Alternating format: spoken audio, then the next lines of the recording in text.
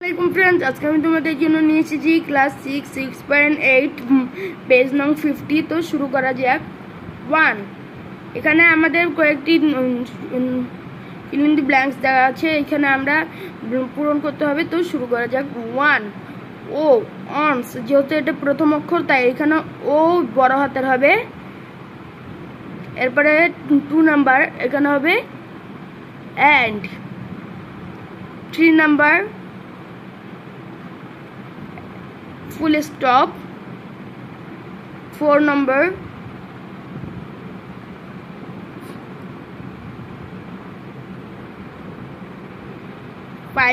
comma। 6 number W, when W বড় হাতের হবে। 7 number T, দায়ের T বড় হাতের হবে। 8 number 9 number ডট হবে এবং 10th নাম্বারে ওয়াট চিহ্ন হবে।